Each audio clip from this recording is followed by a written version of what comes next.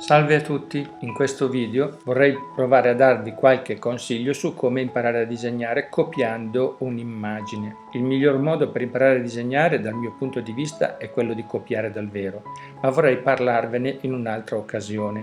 Per realizzare questo disegno ho utilizzato una foto della bellissima scultura di Giovanni Battista Lombardi intitolata Ninfa, una scultura in marmo che lui ha realizzato nel 1864. Tendenzialmente quando si copia una fotografia viene abbastanza spontaneo per alcuni utilizzare il proiettore o l'episcopio per proiettarne i contorni.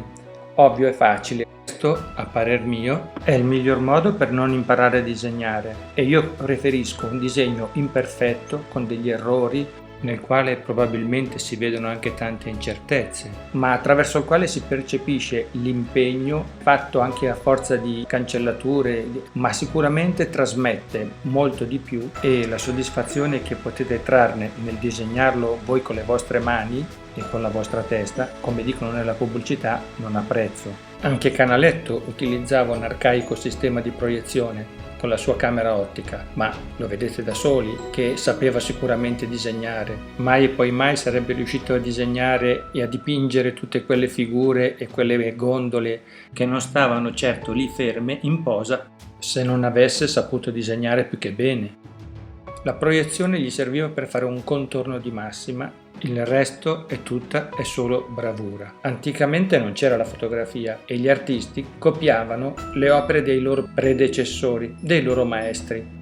Molti pensano che copiare non sia una cosa tanto dignitosa. Invece, copiando le opere dei grandi maestri, se lo farete, vi accorgerete che un po' alla volta migliorerete anche voi, vi allineerete sulla bravura di un altro. Io ho fatto così da ragazzo. Ho cominciato a copiare utilizzando il metodo di cui vi parlo fra poco, la quadrettatura. L'opera che vedete è una copia di Rubens che ho disegnato e dipinto all'età di 16 anni. È un disegno abbastanza complesso, ma sono riuscito a farlo. Certo, ci ho messo un bel po' di tempo.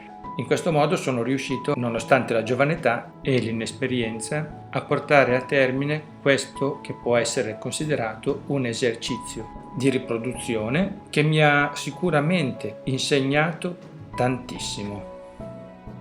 Fin dall'antichità, molti artisti, intrecciando delle corde, formavano una sorta di rete che frapponevano tra loro e il soggetto da copiare. Era un modo per potersi aiutare nel copiare magari oggetti in prospettiva o anche delle figure. Il disegno preparatorio che ha eseguito Jacopo Pontormo per il dipinto La Vestizione è l'esatto esempio che possiamo utilizzare per capire in che modo può essere utilizzata la quadrettatura. Il bozzetto, ovviamente più piccolo dell'originale, è stato poi riportato fedelmente in quanto era molto preciso. Il dipinto finale è eseguito su tavola, un olio su tavola, la cui altezza è di 2,2 cm. Potete ben immaginare che il bozzetto è di gran lunga più piccolo. E la quadrettatura è una tecnica che permette di riportare in scala esatta o anche in una proporzione di 1 a 1 ciò che si è disegnato in quel caso, oppure la foto dalla quale stiamo copiando. L'immagine che rappresenta il mio logo è stata messa per semplificare, per rendere l'idea un po' più chiara di cosa vuol dire riportare in proporzione. Le caselle vengono numerate su un lato e con le lettere dell'alfabeto dall'altro, come volete, in verticale uno o le altre, non cambia nulla. Serve soltanto per aiutarvi nel riportare e non rischiare mentre state disegnando di disegnare in un quadretto sbagliato. Vi sembrerà sciocca questa cosa, ma quando siete immersi nel disegno vi assicuro che potrebbe succedere. Un suggerimento utile può essere quello di ritagliare poi una mascherina di carta della misura del quadretto che avete preparato voi, in modo che selezionate visivamente solo il campo di vostro interesse. Appena avrete acquisito un po' più di abilità, potete evitare tutta la squadrettatura e passare al passo successivo. Tracciate delle linee verticali e orizzontali in base ai punti che per voi sono importanti e poi, utilizzando il righello, potete segnare i punti principali e cominciare a disegnare in questo modo.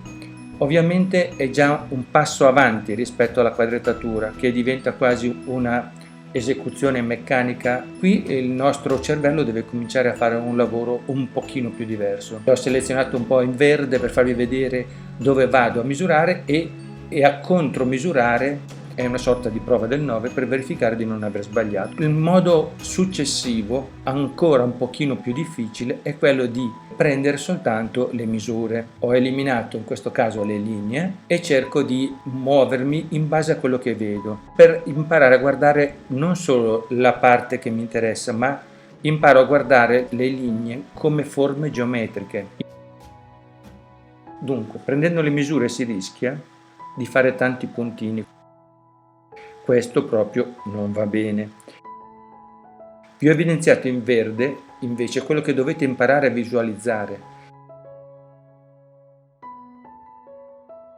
Voi dovete mettere a fuoco anche questi aspetti che vi servono per vedere la linea sia del naso ma è evidenziata dal fondo. Spero di riuscire a spiegarmi. Ciò che conta è che cominciate a mettere in moto la vostra capacità percettiva.